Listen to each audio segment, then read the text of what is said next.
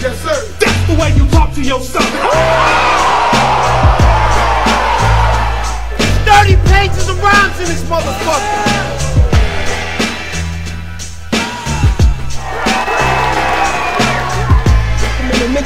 Yo, son, get on my face, son. Get on my face, son.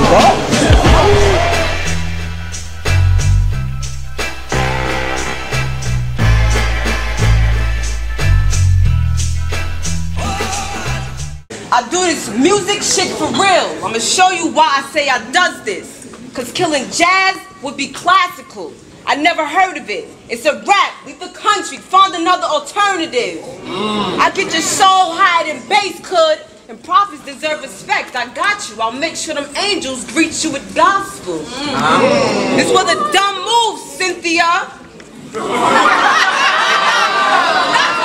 Going into this battle, I wasn't confident at all. At all. A few more people came out to see me because they did see my first battle, and they was like, "Yo, Jazz got something going on. I'm gonna go to her second one." Even at the place, like, people could see it in my face. Like, they could see that I was just down. And like, "Yo, Jazz, what's wrong with you?" And I'm like, "Yo, I think I'm gonna choke." And they're like, "You're not gonna choke, just relax." But I really felt like that because I just didn't like my bars. Like, they was cool, but it wasn't how I felt going into the Skye battle. So first round came. She split her first round. It was cool. My first round, it was cool. I actually, you know what's funny? I actually choked in my first round, but I freestyled when I was like, everybody over there is over there because they couldn't fit over here. That was not written down. Like, that wasn't even close to what I was supposed to say. And in my head while I was rapping, I was like, oh my God, I'm choking. They better react. And they went crazy to that line, but then I got right back into it. Second round, I'm not gonna front. Both our second rounds was snooze fest. Like, trash, but I still got it. I think I still got it. Third round, she choked. She definitely choked. And this is where the infamous Gina headline came. You were lame with the Gina head. That was funny. I ain't gonna front, but I'm traumatized from it. And my third round, it was good, but then I also choked.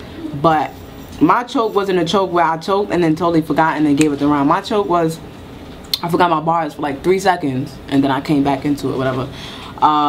That battle is actually the battle that changed my whole perspective on battle rap, of being a battle rapper, because I learned so much. I learned never to go into a battle if you're not confident, because it's gonna show when you're rapping.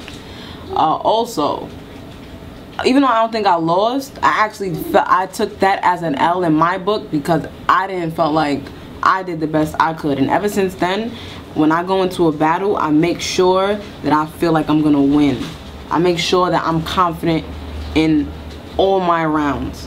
And even now, I treat every battle like I lost. Because if I treat every battle like I lost, I'm gonna come back wanting to kill something. So after that battle is when my whole mindset changed. She says it's one of her less performance, like she didn't do so great. I beg to differ, man. She came with bars, but you know, every MC is their own critic, and I think it was one of her toughest battles. That's when she called Jazz, K-Prophet called Jazz Gina head, and she stuck with her for the rest of her life and shit. It's just kind of funny. You a lame with a Gina head, bitch. You're dead. The K-Prophet battle was actually when the rumors started about me leaving Queen of the Ring for URL. Yeah, that caused a lot of controversy. Cause this is when Norbes started managing me, and people took it as the people at Queen of the Ring took it as, really, Jazz? So we gonna put you on, get your name up, and you just gonna leave us for URL? I feel like they misunderstood that, because to me it wouldn't make sense for me to leave Queen of the Ring for URL, because who am I gonna battle on URL? It's dumb. And I didn't really care about battling on URL. It was just, I was a fan of it. I'll stay on Queen of the Ring. Obviously, I manage Smack, which is the biggest brand out there, and I'm gonna want to put my artist on that stage. Having said that, I really didn't feel like she was ready at the time. But you know, a lot of people, there was a lot of rumors going around that she was leaving Queen of the Ring. But you know, Jazzy has a very big loyalty to who she, you know, where she came from. Crown me queen, cause this Jasmine ain't a princess. I don't know about Boo, Aladdin, or that genie, bitch. And I'm feeling like Rick Ross. Think I'm everybody but myself. but you still won't beat me, bitch. Cause since I started battling, I got a lot of kids. Now I think I'm dashiki, bitch. And now I'm showing my ass in this ring. Now I think I'm Rakishi, bitch.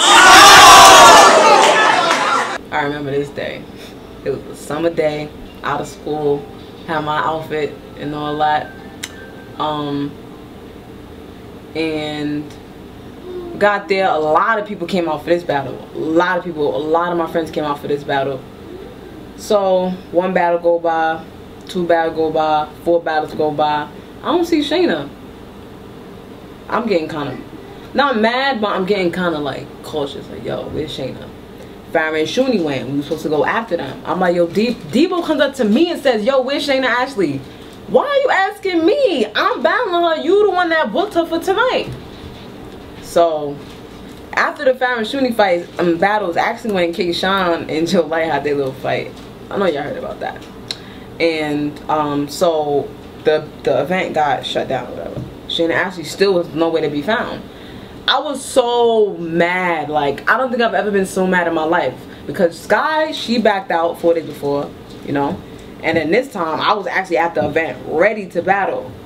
She ain't show up. Jaz was real disappointed. And I was upset. I ain't gonna lie to you. I was really upset about that. And, you know, we kind of felt the way. It got pushed back. I don't remember to when, maybe October, November. And I remember just thinking, like, Chayna just made the biggest mistake in her career. He just gave the best punch-for-punch person out there motivation. And remember, Jaz just came off a performance that she wasn't satisfied with. So she was already motivated. And for Chayna Ashley not to show up, whatever reason it was, it really motivated Jaz to really prove the world wrong. Probably like a few days later, I found out that she had got locked up that same night or whatever. And so that battle got postponed for 2 months later for the first 48 event. I'm actually kind of glad it did, because that event was like a really good event. It was like the night of main events for Queen of the Ring. It was just a bunch of big names and good battles put together. So we weren't the main event still. It was me and Chayna and then Miss Fanny Hart. We didn't know what to expect with Chayna because we were so shocked. She didn't do as good with K-Profit. She still beat her. But what she did with Chayna, like, you could tell she had some shit to prove. Like, she just came in there and then, like, 3-0'd Chayna. It was crazy because she was the underdog. Like, I don't even think anybody in there had her winning. I was nervous for Skye and K-Profit. I was not nervous for this battle at all. I was anxious because I wanted to get them balls off. Like, I'm not gonna front. The only round I kept the same was my second. From August when we supposed to battle, I kept my second the same. I ain't changed nothing. My first and my third, major reconstruction. Like, I took my anger out in all those rounds.